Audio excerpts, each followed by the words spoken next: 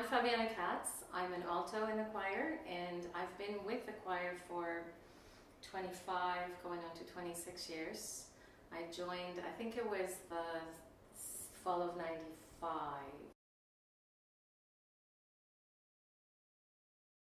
It's nice because you're part of the harmony. So as an alto, I'm sitting in the middle of the texture, which offers more challenge and more interest, and well, not always more interest, because alto lines are famous for just being one note, you know, so we always make fun of those things. But sometimes you run into composers like Brahms who love the altos, and then we get some beautiful lines, you know, or Handel or Bach. So, but it's nice because there's a certain richness and a certain depth to the voice and to the line.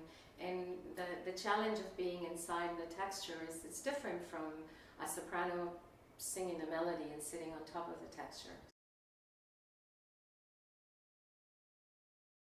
I have to say it's Baroque. Yeah, I've always loved Baroque. I mean, I love early stuff, Renaissance and medieval, but it's not music that we do in the choir too much. But I have a special love of Baroque music, the music of Bach and Handel and Vivaldi and Telemann and Scheidt and Schein and all those Monteverdi, you know, the wonderful Baroque composers.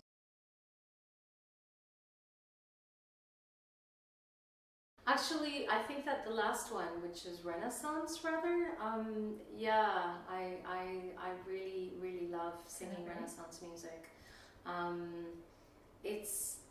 It's kind of like it's like a Zen activity. There's something about singing those beautiful, long, drawn-out, straight Renaissance lines that has an incredible calming effect on the body. So for me, it's more than just singing when I sing Renaissance music, and it reaches you at a depth of level that again transcends the music and the text itself, right?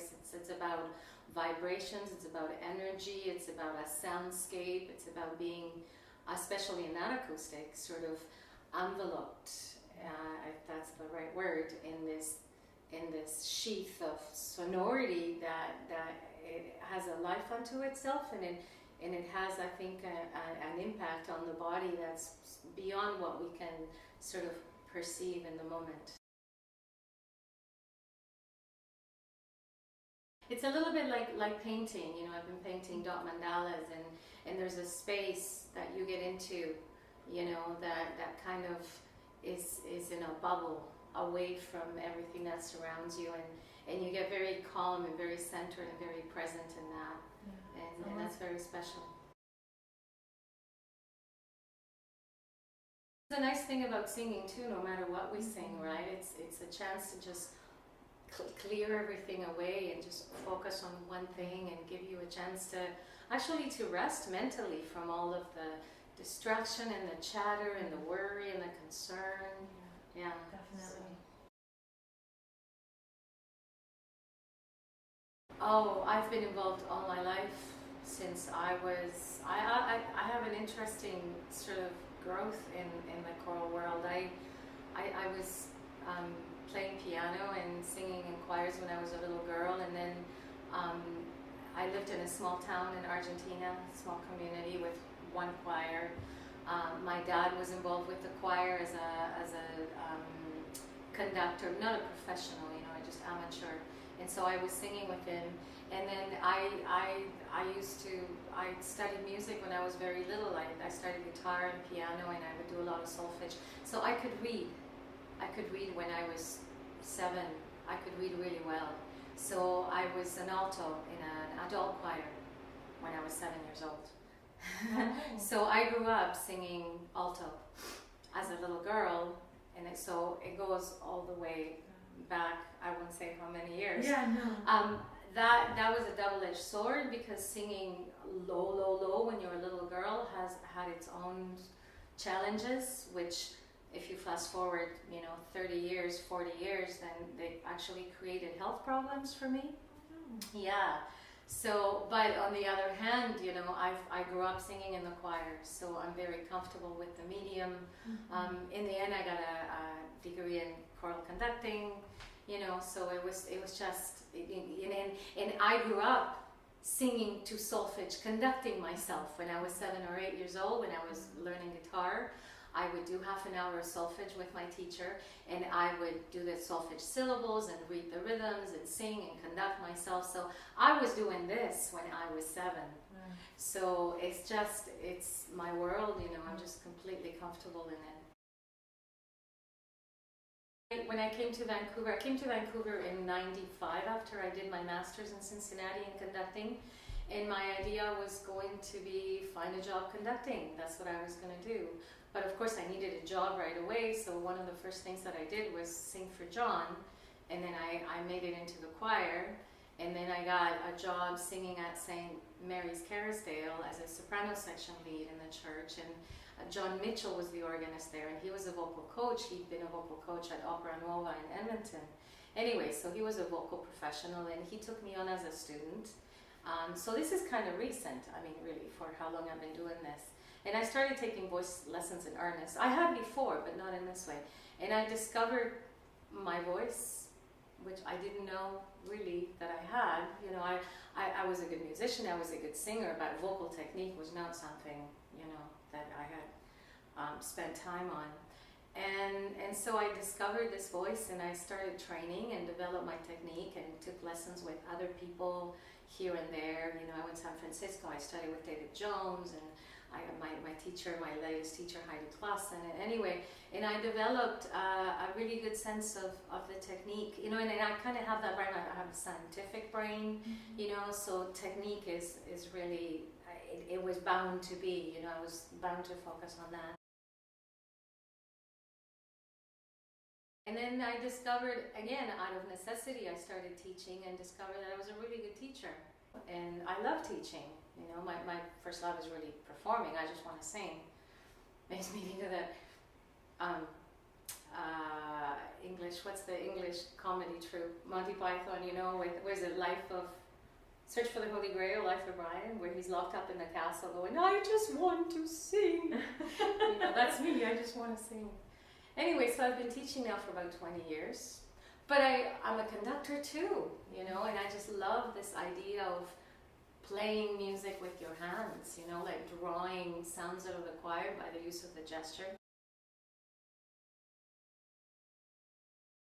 So finding a good teacher, finding the motivation to practice, to learn the craft, to not ignore the actual nitty-gritty of learning to read, because a lot of singers kind of, that's not important. I can sing without, or sing by ear, or I don't need to be able to read to sing well, and this is all true, but then you don't become a well-rounded musician.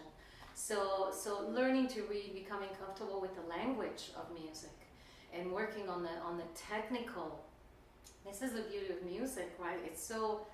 There's so many facets. It's not just an art, it's also a science, and there's so many aspects to it, So spending time appreciating all aspects to it, learning to enjoy the theory, learning to enjoy figuring out these rhythms, right? One of the worst things about singers is they have a reputation for not having good rhythm or not being able to read, because they can't rely on an instrument. So spending time on these things and learning to appreciate them rather than ignore them, to enjoy them.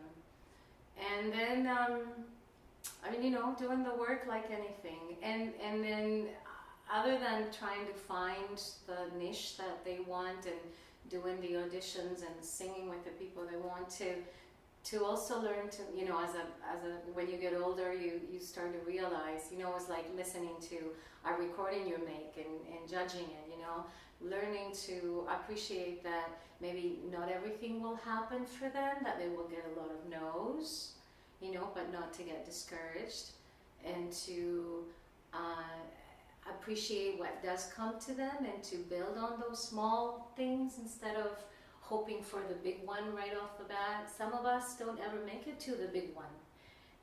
We have to appreciate the smaller things that we get. We all start with those big dreams, the Met, La Scala, performing with this big, huge symphony, or having a schedule full of gigs. Those are beautiful dreams, but the reality in a place where there's lots of singers is not that. So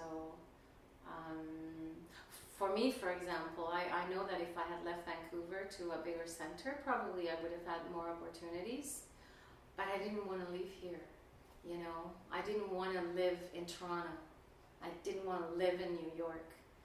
And that meant I had to give something up. I had to perhaps give up the vision that I had of who I was going to be or what I was going to become. And you have to come to grips with that and really take stock and measure, what's really important.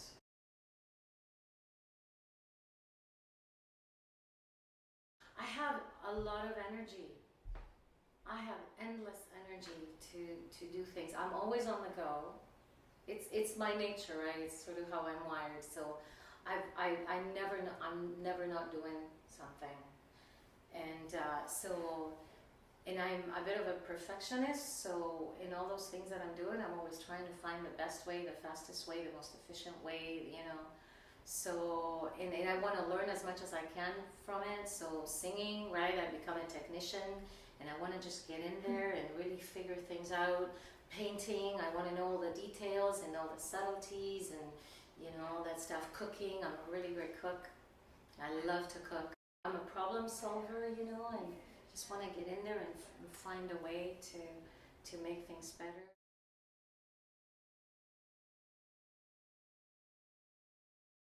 Oh, well, we're so lucky. I mean, we don't say it enough, but we're really grateful to the board that we have now and that we've had over the years. We're so lucky to have people in this city that love the chamber choir, that love the music that we make, that love John and what he's done with this organization.